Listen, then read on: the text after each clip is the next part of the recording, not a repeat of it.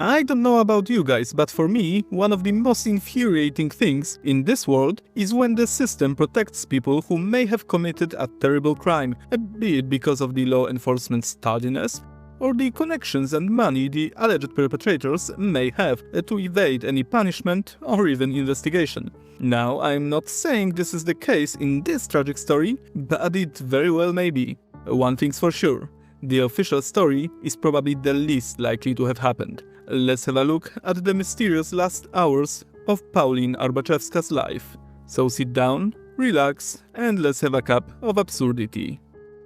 The year is 2012. The Arbaczewski family live their quiet lives in the village of Chemierniki in eastern Poland. It's a lovely, quiet, yet lively place with all the necessary comforts. A few stores, a small health center, an elementary and secondary school, and a library. Most people would agree that it's a good place to live and raise kids. Zbigniew and Eve Arbaczewscy came to the same conclusion and settled there after they got married. They had 3 children together: Mariusz, Thomas, and Pauline. In 2012, their sons are already of age and are working and studying to better support the family and to maybe start their own in the future. Their daughter Pauline is 15 and is a cheerful, friendly young girl who recently started dating Michael, a 2 years older high school student who comes from a better-off family of local lawyers. Pauline is quite social and has many friends, including her best friend Dominique, with whom she sat together in school for years. The girls were so close that their families started treating the two like they were sisters.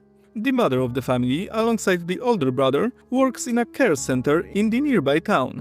Both of them do not earn very much, barely above the minimum pay. The main breadwinner of the family is the father, who works in the Netherlands, providing the entire family of 5 with enough funds to ensure a comfortable, if modest, life. The family further supports itself by farming vegetables on a small plot of land, and the food they produce saves them some expenses. So life goes on slowly, almost idyllically for the family. They have no debts, no family drama, no problems with their, after all, teenage children. That's why nothing could have prepared them for what suddenly came next. The tragedy that struck them on the 22nd of May 2012 flipped their quiet lives upside down and began a relentless fight to find out the truth. Before we continue, I'd like to quickly ask you to give this video a like and subscribe to my channel, as it really helps my growth. Thanks.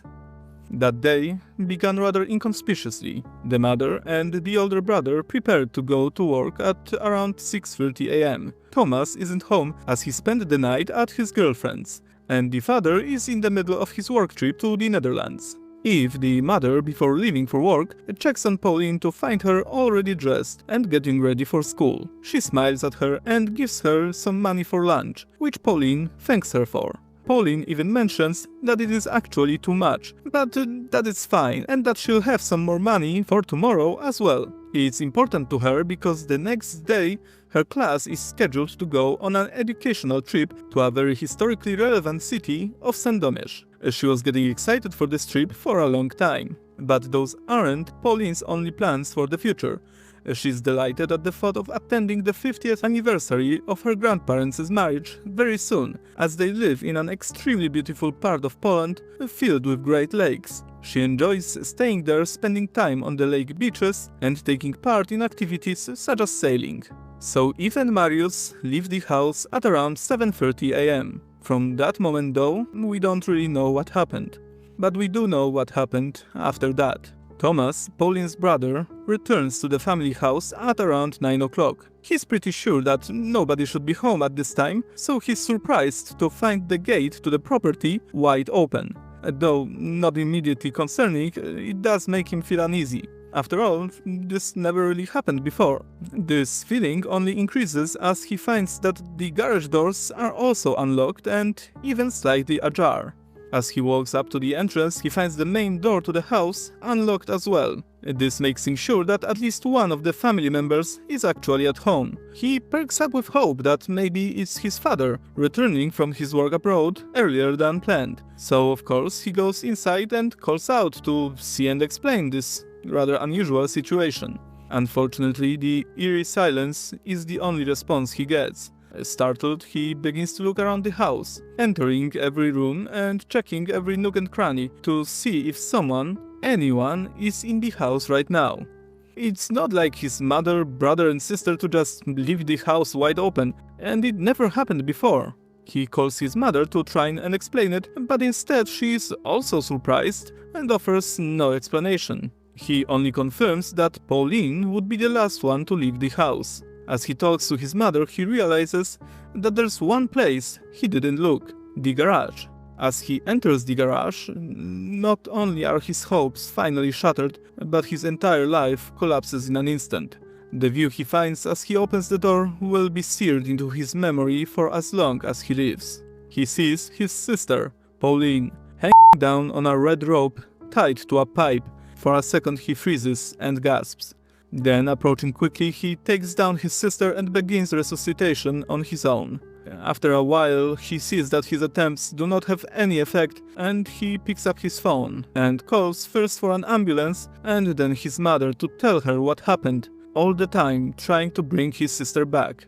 His mother, obviously panicked, ditches work and together with her other son, races back home. Thomas continues his efforts until the very moment of the paramedics' arrival, even though unfortunately he sees no effect of his desperate actions. After the arrival of the medical crew, Thomas is directed outside of the garage, where he is joined by his mother and brother.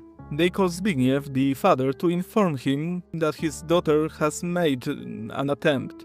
The small, flickering flame of hope goes out eventually as, after a hard battle for Pauline's life, the medics go out to the family and admit their defeat. Pauline has left them forever. As the emotions die down, making room for the crushing reality, the eerie details begin to come to light. The family doesn't want to see the body, and the police officers, who arrived some time after the ambulance did, begin to secure the site. They do it, however, with conviction that this is not a site of a crime, as no third-party involvement was suspected by them or the coroner. In the coming days, the family learns more details about this tragic event. The owner of the parlor which prepared her daughter for her last journey tells Eve that Pauline has a wound on her cheek which was not present in the morning, as the mother recalls, and also that her legs are bloody and bruised. 2 separate cell phones were found in the garage, laying on the ground with their SIM cards pulled out.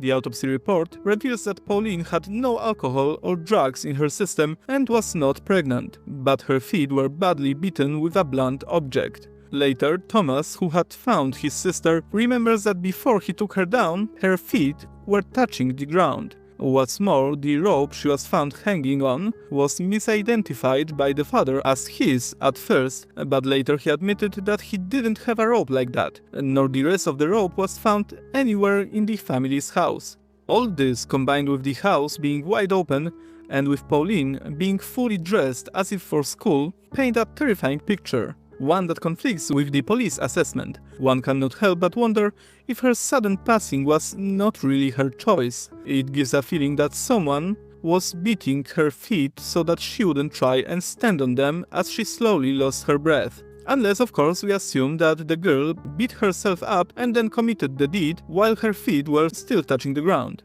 I mean, it's not impossible to make this attempt with your feet touching the ground, but it does require a greater degree of determination and will. Determination and will that Pauline never showed to have. At least, that was the conclusion that in the days following Pauline's funeral, her family became more suspicious that it could be true. Determined to find out the truth, the family begins doing whatever they can to figure out this mystery. It will, however, prove to be an extremely difficult task, and on every step of the road, someone or something will try and trip them up. So they begin by pestering the police to dig deeper into this case. The police, however, are very hesitant to do it. It seems that they consider the case to not be criminal in nature, and so does the attorney. Thanks to the family's insistence, the police begrudgingly begins investigating, and the officers invite Pauline's boyfriend Michael and her best friend Dominique for questioning. That's when even more chilling details are added to the case. Michael attends the questioning with his mother, who is the local judge. During questioning, he makes outrageous statements. He claims, for example, that Pauline had a habit of getting intoxicated to the point of passing out, and that she also used some unidentified drugs. Dominique, however, claims the opposite when asked about her friend's habits. She claims that Pauline never drank alcohol, and that she had never taken any drugs except maybe Tylenol for headache. Such conflicting statements confused the detectives. I should also add that Michael's statement was the only one written on a computer and printed out, and it was composed in a way that would suit a seasoned lawyer. I wonder why. Apart from that, Michael, just a few weeks after his girlfriend was found passed away, had found himself a new partner and ended his mourning quite quickly. This enraged Dominique as she began questioning his sincerity. His outlandish statements given to the police about Pauline, combined with the fact that he found himself a new partner in a heartbeat, and the fact that his mother is a rather influential figure in the justice system, have led many people to consider that he had something to do with this tragedy and is now being protected from the consequences. Dominique had another bombshell to drop though. She says to the police and the parents that a few weeks back, Pauline looked a bit off, and when she asked her what was wrong, Pauline said that some of her classmates have been trying to goad her into an absolutely idiotic challenge, which was an unhinged courage test, consisting of taking an attempt on one's life. Pauline, of course, was appalled that her classmates would suggest something like that, and the reason behind her bad mood was that she was disappointed because she thought her classmates were better than that. When asked about which classmates specifically came up with the idea, Pauline wouldn't tell. This strange and horrifying clue makes the parents understandably feel that they figured out at least a piece of the puzzle. Of course, they start digging into it, as the idea of this completely bonkers challenge eerily coincides with the way their daughter met her end. But still, they would not go full speed before the next bombshell dropped.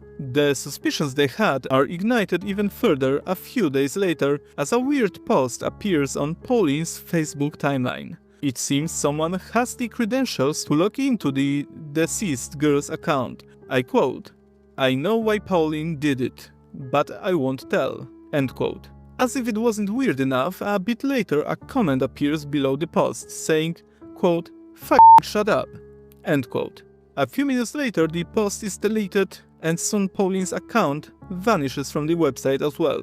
An important thing is that, due to the nature of the information, as well as the rapid deletion of the supposed post, we can only believe the words of those who saw them, but I'm inclined to believe that it actually happened as the parents and friends of Pauline corroborated the information. So this was weird, right?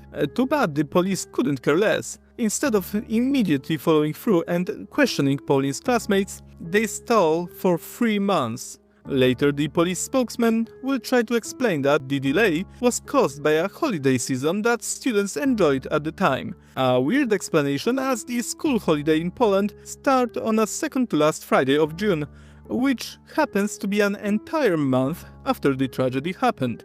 So Pauline's parents take it upon themselves to investigate and contact Pauline's classmates. These young people claim to not know anything or outright deny that the challenge was ever real. So the rest of the classmates are interviewed in September. Unsurprisingly, it does not bring anything new to the table, besides some of the students claiming that the events were so long ago that they don't remember anything.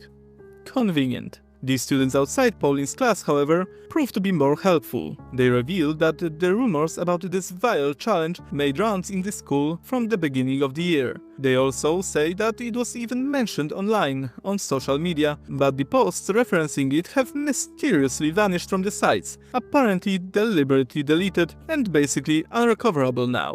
The family's neighbors provide some witness accounts that a group of boys was seen roaming the fields the day that this terrible event happened. With this knowledge, the parents asked the school to give them the attendance log from the day their daughter died. But the request is dismissed, as the parents are simply told nobody besides Pauline was absent that day, yet there is no proof backing that claim. Feeling helpless and desperate, the parents are soon hit with another bad news. The police return the devices of their daughter together with an explanation that nothing could have been recovered from them. The phones have been swept clean and the laptop was, for some reason, unreachable. Pauline's parents do not believe that the team of experts were unable to recover any data from the laptop, so they seek help from outside. They find a business in England specializing in recovering data. The full service is unfortunately unavailable to them due to the costs, but they send the laptop with a request to check for any recoverable data, as sometime later they get an answer saying that there actually is data on the hard drive of the computer and that it can be accessed, though it's still encrypted. As I explained before, the cost of the decryption was too high, so the family take back the laptop and search for more options back in Poland. And they do find an agency in Lublin, a nearby Polish city, which claims that they are able to decrypt the data. The family, grateful yet anxious about this seemingly last piece of evidence, sends the hard drive to them. And when a few months later they inquire about the results, they are told that the hard drive vanished. The amount of coincidences verges on the brink of absurdity now, and the family, desperate for answers, turns to a famous Polish detective, Krzysztof Rutkowski, who's basically a celebrity at this time. His incessant actions lead to the hard drive being recovered quite quickly, but it's no use. The drive, turns out, is irreparably damaged, and any data on it is lost forever, without any possibility of recovery. The despair of the family cannot be measured at this moment. All possible clues are gone, all explanations lost and impossible to find out. And on top of that, a group of goddamn squirts is mocking them and apparently hiding the truth behind a silent conspiracy. So let's quickly summarize the events, just to show you how twisted and weird this case is. Pauline was found, dressed for school, in a house wide open. Her devices were wiped, and the rope found on the scene didn't belong to the family. Her body showed evidence of trauma. She didn't leave any kind of last note or letter to let her family know why she did it. And a rumor has been circulating that her classmates gave her a sickening challenge to take her own life. A group of boys is seen in the vicinity, yet the school refuses to make the attendance records public. The disk that is proven to have data on it is lost in the custody of a detective agency which promised to decipher the data, and after it's found, it's completely bust. And still, in the face of these overwhelming doubts, the police and the attorneys claim that no third-party involvement is suspected in this case. What terror must the parents feel after being confronted with so many obstacles and still unable to find out the reality of why they lost their only daughter? Pauline's parents, Eve and Zbigniew, as well as her brothers, are still searching for the truth. Unfortunately, if we were to ever hear the truth about what happened in the last hours of life of Paulina Arbaczewska, we can only wait for someone who already knows to spill. And given the statute of limitations for this kind of crime is 25 years in Poland, we may very well have to wait for another dozen years. Unless, of course, someone's conscience catches up to them and they confess before that. I wouldn't count on it too much, though. Anyway, everyone I mentioned in this video is considered innocent unless proven guilty in a court of law. So here, kiss my ass, lawyers. And so we have arrived at the end of this video. I want to thank you so much for watching it all. Please leave a comment and let me know what do you think about this mysterious and, dare I say, still unexplained case. Please remember to like the video and subscribe to my channel if you enjoy my content. I'm still a beginner creator, so I appreciate your support greatly.